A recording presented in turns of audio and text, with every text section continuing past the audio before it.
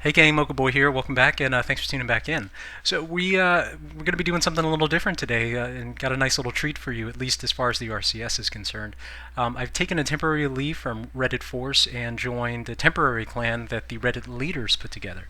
So a group of players from around the Reddit clan system all came together and formed a temporary clan to do one clan war. They've done this before, and I think it was more than 60 days ago. I forget the exact date, but they won that war as well. And this is just kind of a chance for us to get together, shoot the breeze, exchange notes about how we do things in the different clans. And yeah, it's been a really cool ride so far. So we started the matchup. We started the war search just a little bit earlier today, and that's where I sit currently. So I'm number 8 in a 20-person war. We've got, let's see, 3 Town Hall 8s, a collection of Town Hall 9s, and then some really beefy Town Hall 10s. And we've matched up with two, I'm not even going to try to pronounce it, but yeah, same amount of Town Hall 10s, and yeah, more or less a pretty even matchup. We've gone through and looked at a lot of their bases, and I'm going to scroll through some of their bases, and let's take a look and see exactly what we're up against here.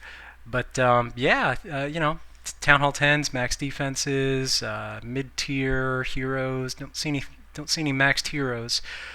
Single target infernos. That should be interesting. That opens up some possibilities. Lots of single target infernos. Wow, these guys really don't like their bases. Um, so yeah, some spread out bases here. Looks like their defenses are in pretty good shape. For the Town Hall 10s, their walls, well, at least the walls on that last base, were a little on the low side. We've got a moat base here with level 3 multi-target infernos. Typically, you're going to find the Teslas somewhere in the middle over here, and it's going to be wherever the common attack vector is. It's probably going to be somewhere on the AQ side, right there. And then number 6, let's take a look at this one. Pretty standard grid base. I'm sure the guys sitting in the Town Hall 10 positions will have no issues hitting any of these bases. But where a lot of the fun is in the Town Hall 9 bracket. So in the Town Hall 9 bracket, we've been going through and checking all the bases for some of the common design defects, exterior ADs, double giant bomb pockets, trying to go through like an initial set of assessments to see what these guys are up to. This looks like a derivative of the turtle base, definitely a hollow wee wee or a dragloon base.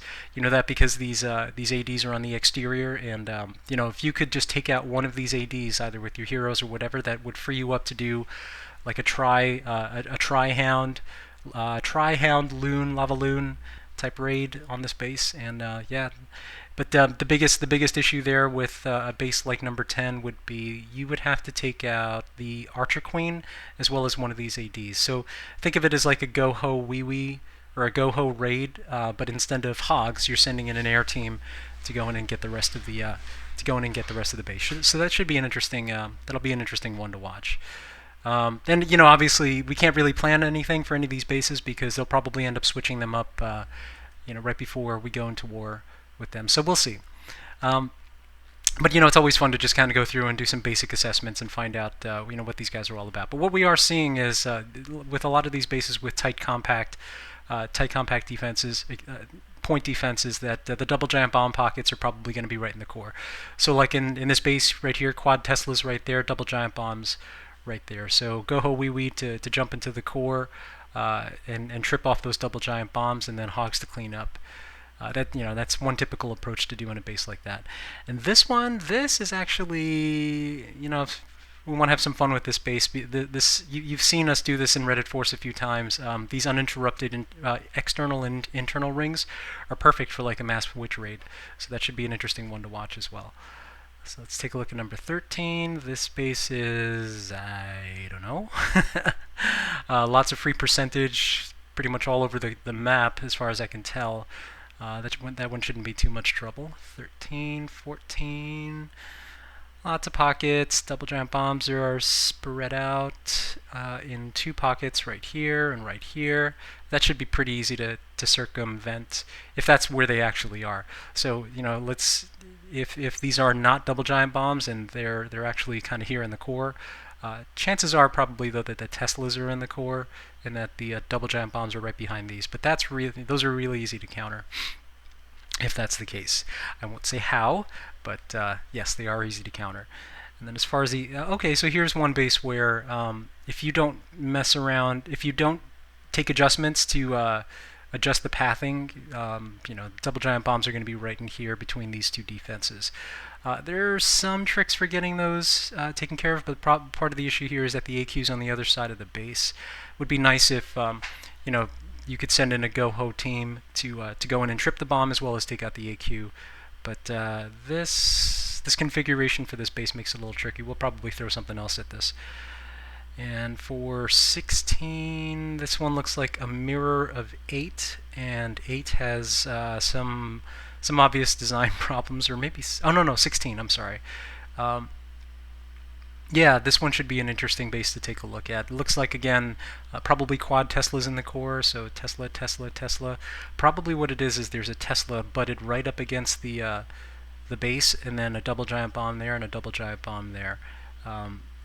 That would ensure that if something, a hog comes into there, that they path through the Expo onto the Tesla and then out, to one of these other defenses. That should be an interesting thing to see where those double giant bombs exactly are.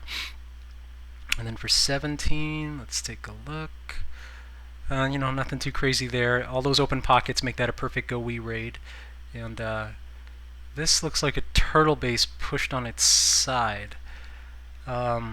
Yeah, Hallowee. Town Hall 8, Dragon. Town Hall 8, Dragon. And yeah, so that's all 20 of them. It should be an interesting thing to see. We've got a lot of bases here with a lot of options for different types of raids that we could throw at these. Seeing all kinds of interesting design considerations that were pushed into these bases. So it should make for an interesting war. I will try to post as many updates as I can. Especially if any of the Reddit leaders come through with some nice triples for this war. But this should be one. This should be one to watch. Hope you guys check back soon.